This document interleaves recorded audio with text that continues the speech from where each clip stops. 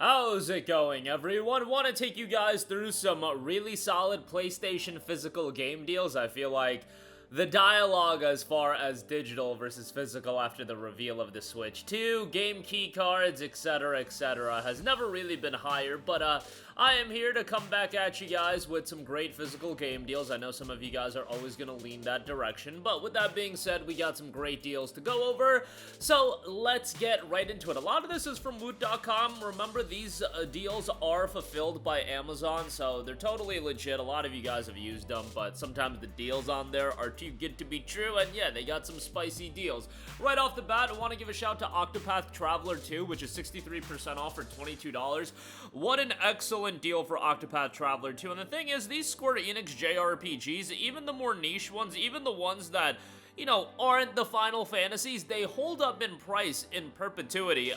Neo The World Ends With You, Diofield Chronicle, Valkyrie Elysium, all of the games that are even, like, lesser received have held up in value. So to get Octopath Traveler 2, even with it being 2 years old for 22 bucks, I actually think this is a great deal. A really solid turn-based JRPG, a great cast of characters, how the narrative weaves together, I think is really well done. And I know a lot of you guys want Final Fantasy to go back in the turn-based direction. Well, that probably won't happen anytime soon with the mainline release, but you know, Octopath Traveler is pretty damn good, and a lot of you guys are missing out. If you want a turn-based JRPG, this is a damn good one. Definitely would give that a shout. Speaking of turn-based JRPGs, One Piece Odyssey is down to $14. Now, y'all know me, or if you do know me, you know that I don't give a damn about One Piece. I ain't watching your 900 episodes or 1,000 episodes or whatever it's at. I got a life to live that includes, you know, playing Red Dead Redemption 2 for the 46th time, but no, seriously, I'm not gonna sit down and watch 1,000 episodes. However, I did play One Piece Odyssey, and I was blown away by how much I like this game, and I'm sure that if you're a fan of One Piece, you're gonna enjoy this game even more. Like, it's a fundamentally well-made JRPG. The whole shtick of the game is you do go back to iconic One Piece areas, so again, that's gonna resonate with longtime fans a lot more than me. But, you know, if you're a fan of One Piece, you're gonna really dig it. 14 bucks, I think, is a great price, so definitely give that a look at that price. Final Fantasy VII Rebirth, the exclusive Amazon edition, is $33. That is 53% off. Final Fantasy VII Rebirth is absolutely outstanding. It is legitimately one of the best PlayStation 5 games released. You should play FF7 Remake. I wouldn't jump right into Rebirth, even though Rebirth is orders of magnitude a better game than Final Fantasy VII Remake. I still think Remake is a great game. Rebirth is just an outstanding game. And even with Rebirth being outstanding, I can't say it's a perfect game, because some of the side content is terrible. There are some mini games that I wasn't crazy about, but overall I thought the game was outstanding. Hopefully they take what people liked about Rebirth, they adjust some of the minigame aspects, which they probably would have to do for Part 3 anyway, and Part 3 ends up being the best game of the entire trilogy, which I'm confident at this point with the team that's working on these games, given the leap that we had from Remake into Rebirth. I expect, you know, Rebirth into whatever Game 3 is, and I imagine that'll be out in 2027 or 2028. I imagine that is going to be a pretty big jump as well, but $33 on that is great. Sonic X Shadows Generations, 50% off for $25. Fantastic price for Sonic X Shadow Generations. An excellent platformer with a great soundtrack, and I will say, it's Sonic Generations upgraded, and you have the Shadow Generations component as well. Shadow Generations is fantastic. The only issue is it's like 5 to 6 hours long, which is a bummer, but that 5 to 6 hours is outstanding, and given that it was 5 to 6 hours and Sonic Generations was a game that was going on sale on PC for like $5, the initial $50 price point was a little bit of a stretch, you know, it was a little bit too much, but now, when you can get it for $25, I think this is a fantastic deal, and I definitely would give it a look. Really excited to see what this team does going forward as far as the Sonic team with the mainline Sonic games, because I think Sonic Generations kind of gave us a little bit of a teaser of what we could expect expect out of like the next Frontier game, if they decide to call it that. But yeah, $24.99 on Sonic X Shadow Generations is fantastic. Definitely go check that out. Demon Slayer: The Hinokami Chronicles, $9.99 on this. They have a sequel on this coming out, so just keep that in mind. But Demon Slayer is hot right now. I believe they're entering into the final arc or the final season. Don't quote me on that, but yeah, people love Demon Slayer. I personally watched the first season, I watched the movie, and then I watched the season after that. So I have a little bit of catch up to do. I'm sure I'll get around to it eventually. Obviously, the animation is crazy, but narratively, like, it's totally serviceable. It's not anything blow away though, and the characters don't really click with me, but you know, it is what it is. I do like Zenitsu. I think he's funny, but nonetheless, $9.99 for that. Pretty good deal there. Mega Man 11, $9.99. I mean, it's a really solid action platformer. It's a Mega Man game. Y'all know I'm a homer for Mega Man, so $9.99 for that is great. Final Fantasy 1 through 6, the Anniversary Collection, $39.99 on that is really good, given the regular price is $75, so this is a pretty solid pickup when you're looking at it from, you know, a value standpoint. You're getting all of the pixel remasters here. 4 and 6 are beloved games as well, so you know, $39.99 for that, pretty good.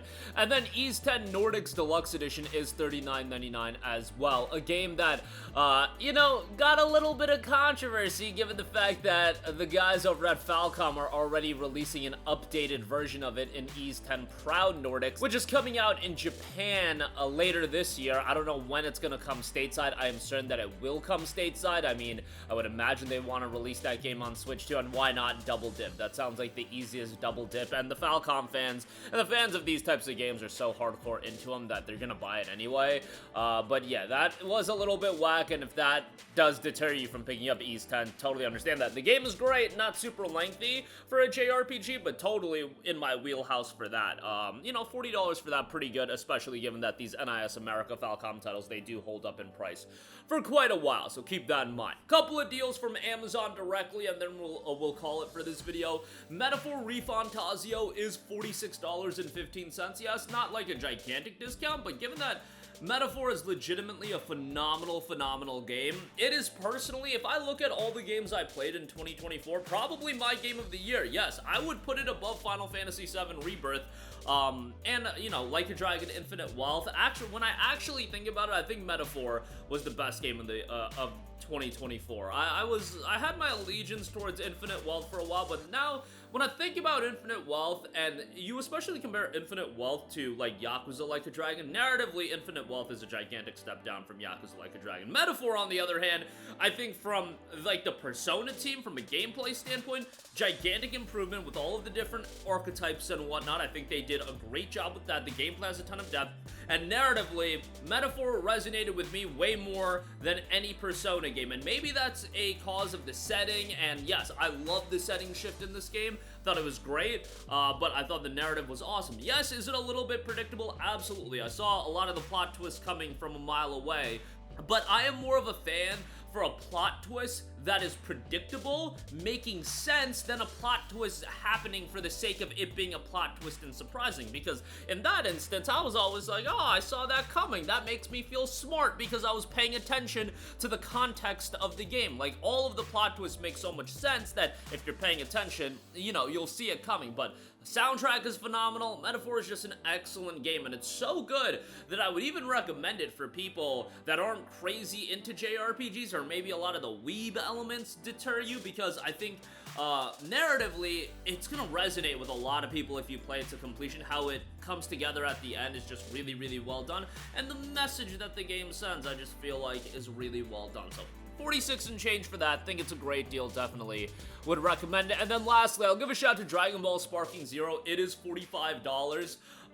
Sparking Zero was definitely a game that showcased that nostalgia is a hell of a drug, because I think this game came out, people bought into the nostalgia, and the game was really good. I really enjoyed Sparking Zero. However, it didn't have a lot of staying power, and right now, if I was to be perfectly honest, and this could be total recency bias, and they're two different games, I legitimately think Bleach Rebirth of Souls is better than Dragon Ball Sparking Zero. Like, I've been playing Bleach Rebirth of Souls since it came out, and I am loving that game. I am blown away by how good that game is, given that, you know, a little part of me, a little voice in the back of my head was suggesting that that game could end up being in the Jujutsu Kaisen Cursed Clash territory, but no, they did a killer job with that game. And Sparking Zero, again, while I really liked it, this game had one of the quickest fall-offs that I think I've ever seen, and I think that does go to show nostalgia is a hell of a drug. It can get your foot in the door, but how do you sustain player interest? And maybe this was just gonna be one of those games that, yeah, it was fun to go back, play with all the characters, and it's a great game,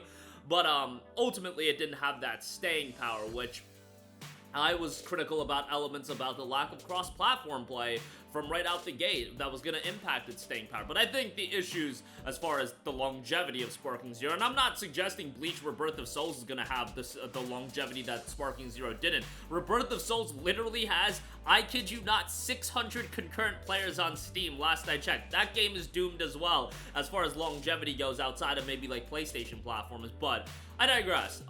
It's still a great game, a lot of DLC, Gohan Beast just dropped, and they got other content coming as well. It's a good game, and if you're a Dragon Ball fan, you'll enjoy it.